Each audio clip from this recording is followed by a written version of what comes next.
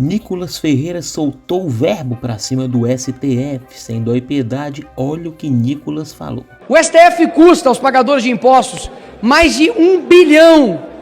Ele custa mais do que a realeza britânica. Enquanto isso, o ministro Barroso faz exigências, no camarote da Sapucaí. Ministro Alexandre de Moraes, ele está preocupado com meme na internet e condenando pessoas inocentes a 17 anos de cadeia, porque uma terrorista escreveu com um batom, perdeu uma estátua que depois de horas já foi limpada. A gente tem aí um governo processando o Bolsonaro, senhores. Olha que loucura, porque o Bolsonaro falou que mulher petista é feia.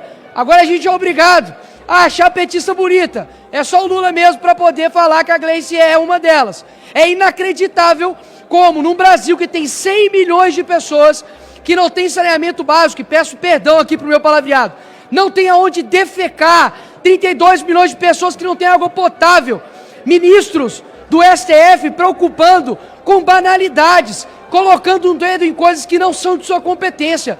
Nós temos um país onde, infelizmente, as pessoas podem ir para a sua escola e tomar um tiro de bala perdida. A gente não tem uma saúde decente, as pessoas enfrentam dificuldades de 8, 12 horas por dia para poder ir trabalhar, enquanto um bando, perdoe a palavra mais uma vez, de vagabundo que fica lá com mordomias, gastando a sua grana e ainda se colocando como deuses desse país, decisões passam todas por eles, e o nosso povo sofre por conta disso. E a dicotomia que há quando é com a direita é inacreditável. Somente nos 2 anos de governo Bolsonaro foram 123 decisões contrárias a ele. Aí eu te pergunto, quantas decisões o STF já tomou nesse tempo de mandato do Lula contra ele? Nem contra ele, mas pedido de esclarecimento. Já que eles gostam de pedir 48 horas para explicar fulano de tal, 3 horas para explicar tal coisa, por que que até agora o STF não pediu ao governo Lula para poder esclarecer em 48 horas as queimadas da Amazônia? Ou se não as mortes dos Yanomamis? Ou se não, da inflação que está alta? Ou seja, é inacreditável como simbolicamente a nossa maior alta corte, e eu não quero aqui colocar como se todos os servidores e juízes e pessoas que honram o direito nesse país sejam o mesmo que eles, mas porque esses caras, eles mandam um recado muito ruim para uma geração, do tipo, eu posso usurpar as minhas funções públicas, eu posso usurpar as minhas funções constitucionais, que vai dar certo. Basicamente, ser um vagabundo aqui nesse Brasil compensa. Não é à toa que tem um safado aqui nesses corredores que foi condenado. E, inclusive, tem provas em áudio de sua rachadinha e simplesmente fala, ops, vou pagar aqui e vai ficar tudo certo e esse cara está livre. Inclusive, essa casa tem um dever moral de caçar esse cara, porque afinal de contas, o crime não pode compensar aqui nesse país.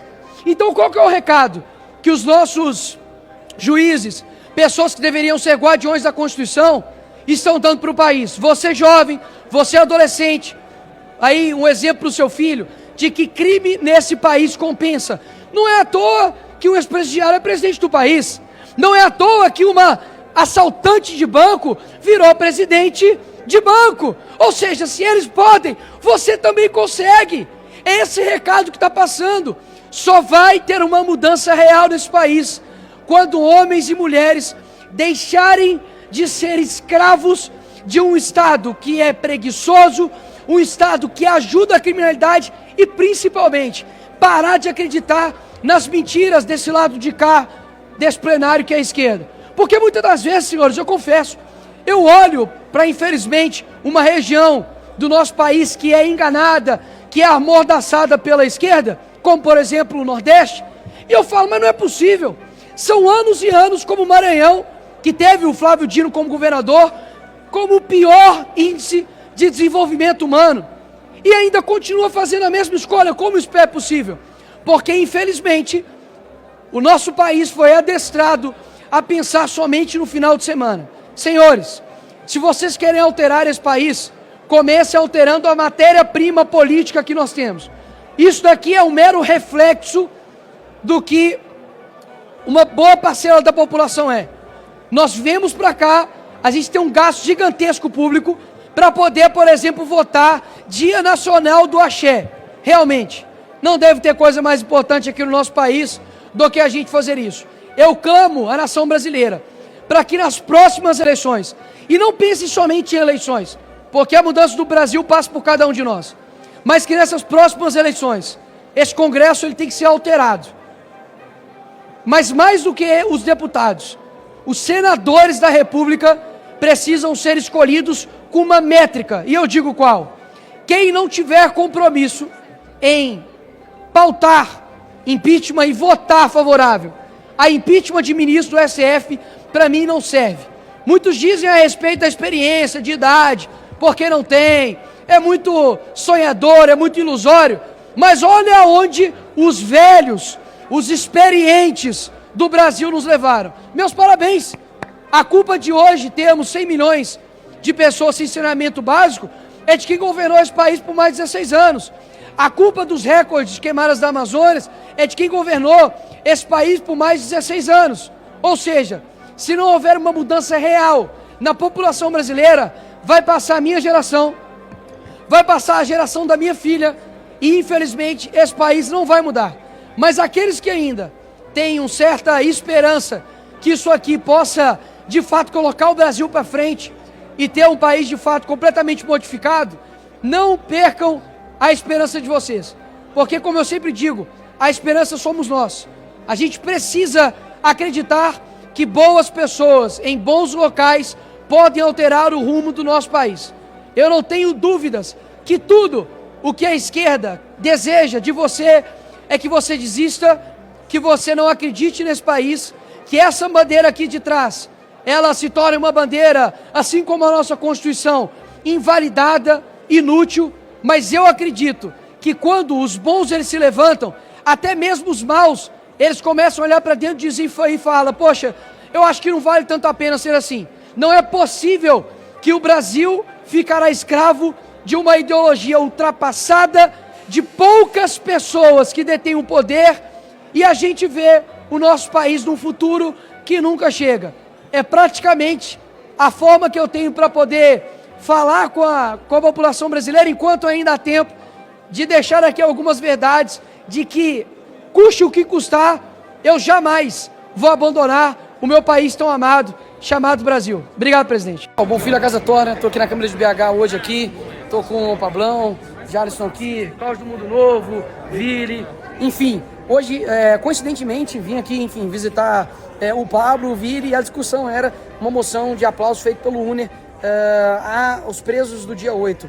A discussão, enfim, acalorada, como sempre é aqui na Câmara de BH, para provar que a questão da polêmica não era eu, é porque o debate ele é necessário, ele é sadio, mas deixo aqui bem claro, né, mais uma vez, que domingo estaremos lá no Rio de Janeiro, para principalmente, né, sensibilizar as pessoas. Quem já está lá, obviamente, já está a favor da anistia.